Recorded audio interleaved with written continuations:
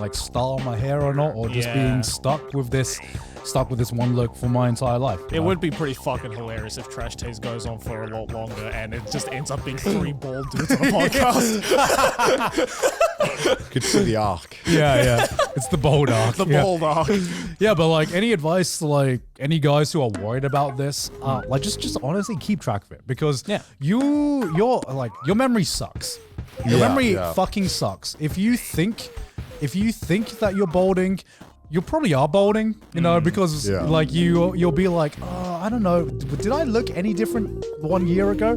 Let's be honest, you don't remember what you looked like 1 year ago. You don't remember if it's receded like 1 millimeter or whatever. But if you actually genuinely take pictures, that is like concrete evidence of, okay, I'm actually progressing. My hairline is actually progressing, and I can like visually see it, versus just you asking a mate, being like, do I look like I'm balding? Because they're gonna say no. Yeah. Because if we see them, unless it's like super significant. Yeah, like, unless it's super significant. But at the end of the day, like if you see someone every day, you don't like normally see like a clear change. Like I remember, I still will always remember this, where Connor talks about like being a bit overweight before like Trash Taste and shit like that.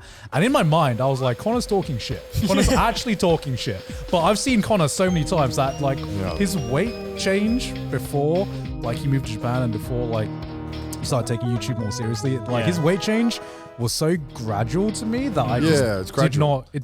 I didn't register it at all. Because now when I look back and look at like old photos of when you guys were like first visiting Japan, I'm just like, oh, wow, okay, I definitely was bigger. Yeah. But like I was losing it pretty healthily, like the way I was losing it. I wasn't doing it like rapidly. No, it wasn't like overnight. Yeah. You know, I stuck to eating the chicken and broccoli for like 4 or 5 months and worked out a lot. And, you know, I'm sure as shit I lost weight. Exactly. It fucking sucked. But it was way easier as well because I didn't have as much of a social life. Like I find now that having a social life and going out and talking to people and having dinners with people is so much harder to actually like keep like on like an actual diet for me. Yeah. But it, you know, and it requires a lot more self-control, and back then it was a lot easier for me. Because I had the opposite problem where like I used to be you were hella dude, I skinny. mean, you look at like the first episode of Trash Taste, it was like crazy. Oh yeah, I remember that. I look like a different person. It's kind of crazy how like, you know, how even just a few, like a not even going from like it's not like you ever got like overweight or underweight, but like just how changing your weight in any capacity really makes you look different, but you don't notice it in the moment. No, not at all. I've been considering, so Sydney recently has gotten like ICL, it's kind of like eye surgery. And I think my astigmatism's gotten worse again. I don't know. I saw this really interesting. I find information in the weirdest way sometimes, and there was just this random Twitter thread, just detailing the like what people with astigmatism see. And I've never just had a moment where just this holy shit moment that just like me for real, because I just thought there's so many things that I just thought were just everyone saw. And then I saw this thread detailing this is what you have, this is what things will look like if you have astigmatism. And this is gonna sound like the biggest fucking excuse of all time, but you know, there is a reason why I find light mode easier to read and follow. And like this thread details, you actually like the way that the lighting works and the ways that you see like perceived letters and thin details. Things are clearer if it's like a light background. Light mode is probably the thing that's giving you astigmatism at this point. Bro, it's so fucking bright. Like light mode finna blind you, bro. It's just like a never-ending loop of like, oh, my eyesight's shit. Use light mode. Use light mode. My eyesight gets worse. Yeah, but Sydney got ICL surgery recently, and I've never been more jealous of someone in my life. She just wakes up every day and she's like, my God, I have perfect eyesight. It's even better than where I wear contacts. I know, right? Fucking what does it feel like, guys? What does it feel like? Tell me. Take it for granted. Yeah, because I remember I saw, I think it was a Twitter thread or a Reddit thread or something like years ago, of like this guy who used to do like watercolor paintings of like landscapes, and he would like paint the same like picture differently depending on what your eyesight level was. Oh. So like the worse eyesight you had, the more like faded out the same picture looked. Oh. Yeah. And I remember I saw that back in like, the beginning of doing YouTube and stuff like that. And I'm just like, oh, that looks like it fucking sucks. Yeah. And so I started wearing the blue light glasses because I was just like, well, I don't want to fucking wake up looking at that. Yeah. I'll try and prolong it as much as possible. Obviously, my eyesight's gonna get worse the older I get. That's just like natural deterioration. But like, I don't want it to like increase considering I'm staring at a fucking screen all day for my job. Right. Yeah. But yeah, I really want to get it, but I don't know. I have this issue called just being chronically lazy. I remember seeing this YouTube video, right? That details like, girls, what do you not understand about guys, right? And one of the replies in this Reddit thread was, I don't understand why guys will just refuse to go to an appointment unless you specifically book it for them and force them to go. And I'm like, shit. I've never been called out so accurately in my life. Yeah, because like I've realized that I will never like I could have like an issue that's been bothering me for like months and months, and it's all sorted by just going to like just sorting out like a simple appointment. But I will never do it myself unless like unless fucking Sydney does it for me. I have that exact same problem with like not even like appointments, just like places I want to go. You know, I mean, like I could walk past the place and be like, oh, that looks pretty sick, and then I'll talk about it days later, and Aki's just waiting, being like, so we're gonna go or what? And it's not, and the only reason I go is because she books it for me. Yeah, right? exactly. And I'm like, oh, I've always wanted to go. And I'm like, why did I never just do this myself? Oh my god, why is that a thing? And and another comment which was just like this one. Sydney asked me this all the time, right? Where like a girl like walks past each other in the street, they have like a 5-second conversation, and they could tell like what their best friend has been doing for the entire past 2 weeks. Guys go on a camping trip together, spends like 3 days together. You go back home and she asks, what do you guys talk about? And you just go, oh, I don't know. That's every time I go out drinking with the boys. Yeah, right? Every time I'm just like, we even have it with Trash Taste as well. I mean, like, I come home from a Trash Taste recording, Aki's like, oh, what did you guys talk about in this episode? And I'm like, Not much. fuck, what did we talk about? Probably nothing important, it's whatever. Yeah. Like Sydney's like, I cannot understand how you could spend the entire weekend with all of these guys and not know what you guys talked about. Like, how does that work? It's that meme of like the girlfriend like lying in the bed being like, they're probably talking shit about the other girls, and then the guys are just like, I don't fucking remember what we talked about. I just because most conversations feel so inconsequential. Like they're just kind of like normal conversations where like I don't even remember like conversations where I'm like, that was weird. Yeah, right? Well, that was unusual. I don't know. I just know sometimes like even I can have like, you know, sometimes I do have like deep conversations with my fellow bros, but put in the moment of just like, what did you guys talk about? My ability to get that memory back is just like impossible unless there's something that reminds me, oh yeah, I had this conversation and we talked about this. I remember all the details of this super deep conversation that we had. But if you ask me, oh, what do you guys talk about? I'll be like, oh, fuck. Meanwhile, girls have this like fucking perfect photographic memory of every little thing they talked about. So much so to the point where they start like dissecting it with you, and it's just like, all I asked was, what did you talk about? I wasn't waiting for an analysis. Yeah. If there's one thing that I've noticed as a guy, something I will never understand about girls, right?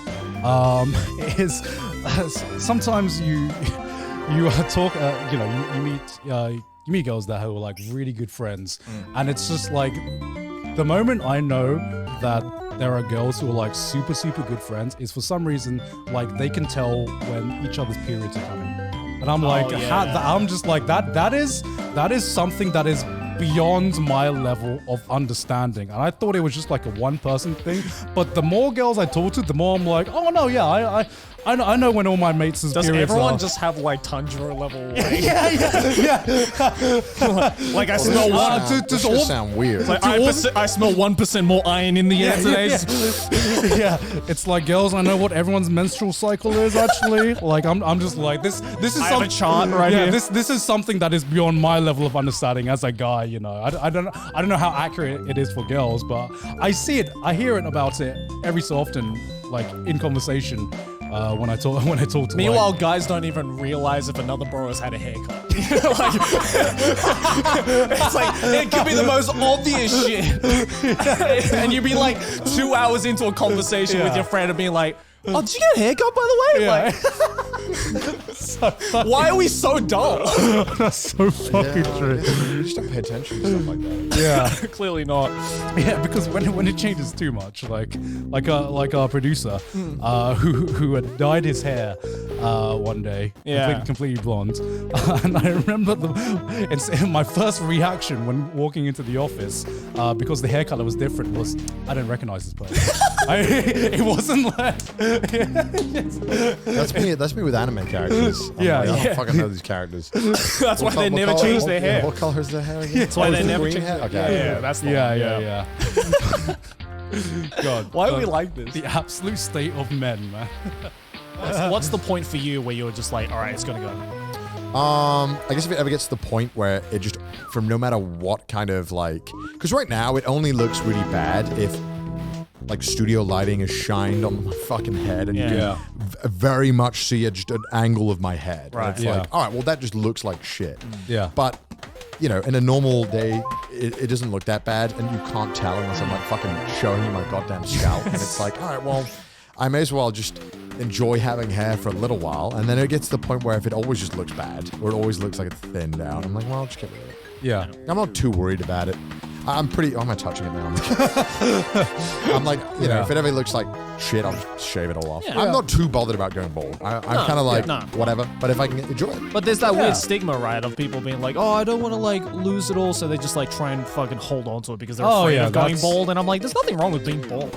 Yeah, I'm kind of, you know, that'll be the next arc in my life. Yeah. There's a lot of dudes who look fucking great. Yeah. I'm just enjoying it now. I think it's the choice thing because I want a choice. Yeah. It's not about not being able to rock a bald look because so many guys can. It's about having the choice of having like, because it kind of just feels like an identity, right? Because once you like commit to being bald, it's kind of like a big identity shift, right?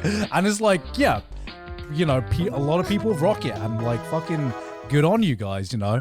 But I feel like a lot of guys are just like, I could rock the bald look, but I like having the choice of whether I can like style my hair or not, or just being stuck with this one look for my entire life. It would be pretty fucking hilarious if Trash Taste goes on for a lot longer and it just ends up being 3 bald dudes on a podcast. Could see the arc. Yeah. It's the bald arc. The bald arc. Yeah, but like any advice to like any guys who are worried about this, like just honestly keep track of it because your memory sucks. Your memory fucking sucks. If you think that you're balding, you probably are balding, you know, because like you'll be like, oh, I don't know, but did I look any different 1 year ago? Let's be honest, you don't remember what you looked like 1 year ago. You don't remember if it's receded like 1 millimeter or whatever, but if you actually genuinely take pictures, that is like concrete evidence of, okay, I'm actually progressing. My hairline is actually progressing and I can like visually see it versus just you asking a mate being like, do I look like I'm balding? Because they're going to say no. Yeah. Because if we see them... Unless it's like super significant. Yeah, like, unless it's super significant. But at the end of the day, like if you see someone every day, you don't like normally see like a clear change. Like I remember, I still will always remember this, where Connor talks about like being a bit overweight for like Trash Taste and shit like that. And in my mind, I was like, Connor's talking shit. Connor's actually talking shit. But I've seen Connor so many times that like his weight change before like he moved to Japan and before like started taking YouTube more seriously. Like his weight change was so gradual to me that I it's just did gradual. not. I didn't register it at all. Because now when I look back and look at like old photos of when you guys were like first visiting Japan, I'm just like, oh. Yeah. Wow, okay. Yeah. I definitely was bigger. Yeah. But like, I was losing it pretty healthily, like the way I was losing it. Yeah. I wasn't doing it like rapidly. No, it wasn't like overnight. Yeah. You know, I stuck to eating the chicken and broccoli for like 4 or 5 months and worked out a lot. And, you know, I sure as shit, I lost weight. Exactly. It fucking sucked. But it was way easier as well because I didn't have as much of a social life. Like I find now that having a social life and going out and talking to people and having dinners with people is so much harder to actually like keep like on like an actual diet for me. Yeah. But it, you know, and it requires a lot more self-control. And back then it was a lot easier for me. Because I had the opposite problem where like I used to be you were, hella dude, I skinny. mean, you look at like the first episode of Trash Taste. It was like crazy. Oh the yeah, I difference. remember that. I look like a different person. It's kind of crazy how like